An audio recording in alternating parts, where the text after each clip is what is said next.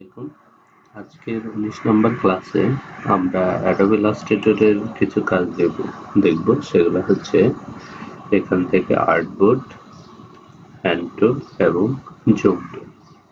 এবার আর্টবোর্ডের মাধ্যমে আমরা আর্টবোর্ড তৈরি করে নিতে পারি। যেমন ফাইলে গিয়ে নিউতে গেলাম, নিউতে যাওয়ার পর আমরা চাইলে যে নাম্বার অফ আর্টবোর্ড এখান থেকেও আর্টবোর্ড নিয়ে নিতে পারি। যেমন এখানে একটা আর্টবোর্ড আছে, আমরা চাইলে এখান থেকে কয়েকটা আর্টবোর্ড নিয়ে নিতে পারি। যেমন 4টা আর্টবোর্ড নিলাম।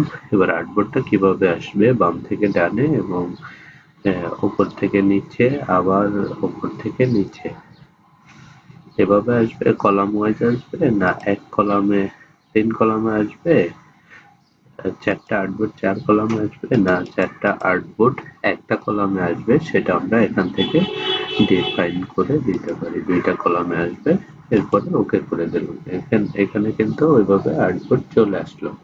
আবার এটা না করে আমরা কিন্তু এখান থেকে আমরা একটা আর্টবোর্ড রাখি,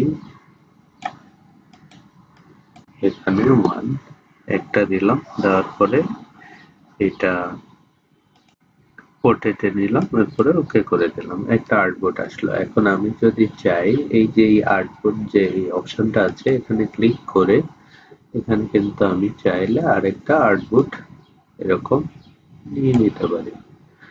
নিয়ে এবার এখানেও আমরা কাজ করতে পারি। এভাবে নিজের ইচ্ছা মতো আর্টবোর্ড তৈরি করতে পারবো বা মডিফাই করতে পারবো। এটাকে যদি আমি নিউতে যাই, নতুন পেজ নেই, এবার এই আর্টবোর্ডে ক্লিক করে আমরা চাইলে এই আর্টবোর্ডটাকেও মডিফাই করে নিতে পারি। যেমন এখান থেকে এতটুকু রাখলাম, তাহলে কিন্তু আর্টবোর্ডটা ছোট হয়ে গেল। এরপরে আমি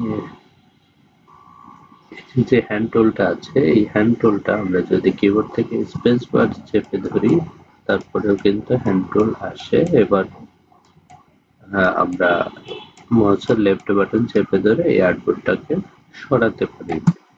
এছাড়াও এখানে এই যে হ্যান্ড টুল আছে, এই হ্যান্ড টুলে ক্লিক করেও কিন্তু আমরা আর্টবোর্ডটাকে সরাতে পারি। এই হ্যান্ড টুলের মাধ্যমে আমাদের যদি দেখা গেছে এরকম সাইডে চলে যায়, তখন এই হ্যান্ড টুলের মাধ্যমে আমরা কিন্তু নির্দিষ্ট জায়গায় আমাদের আর্টবোর্ডটাকে নিয়ে আসতে পারি। এরপরে হ্যান্ড টুলের মধ্যে আরেকটা টুল আছে, সেটা হচ্ছে পিন টাইলিং টুল। পিন টাইলিং টুল, এবার আমরা এখান থেকে এখানে একটা বৃত্ত আঁকালাম, এটা ফিল কালার দিচ্ছি, বৃত্ত আঁকালাম। এখন এই বৃত্তটা আমার প্রিন্ট করব। প্রিন্ট করার জন্য আমি যদি ফাইলে যাই, প্রিন্টে যাই, প্রিন্টে গেলে এরকম এসে, আবার যদি এরকম হয়, যেমন আমি এখানে যদি যাই, এখানে চলে গেলাম, এবার ফাইলে যাই, প্রিন্টে গেলাম, কেটে গেছে। কিন্তু এই আর প্রিন্ট টাইলিংটার কাজ হচ্ছে আমার এই প্রিন্টের এরিয়াটা নির্ধারণ করে দেওয়া। যেমন এই প্রিন্ট টাইলিংটা নিলাম, আমি যদি এখানে ক্লিক করে দিই এই জায়গায়, তাহলে কিন্তু এই এরিয়াটাই প্রিন্টের এরিয়া হবে। এবার যদি ফাইলে যে প্রিন্টে যাই, এই প্রিন্টটা কিন্তু আমার এই এরিয়া থেকে এটা হবে। এরপরে আমি যদি চাই যে এখান থেকে নির্দিষ্ট এরিয়া বাদ দিয়ে দিব, যেমন এটার এই অর্ধেকটা প্রিন্ট করব, অর্ধেকটা, তাহলে আমি এখানে প্রিন্ট টাইলিংটা রাখলাম, রেখে ফাইলে যায় প্রিন্টে ক্লিক করি,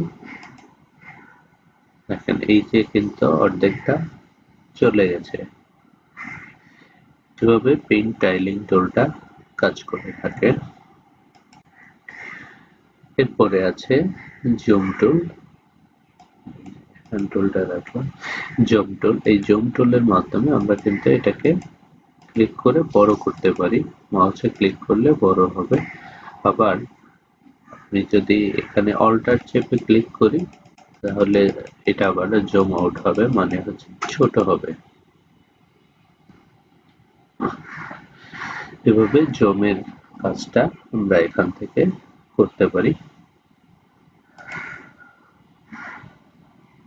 আজকের ক্লাসে এতটুকুই ছিল। ধন্যবাদ সবাইকে ভিডিওটি দেখার জন্য। আর যারা নতুন আছেন এই চ্যানেলে, সাবস্ক্রাইব করে বেল আইকন অন করে রাখবেন পরবর্তী ক্লাসের ভিডিও পাওয়ার জন্য।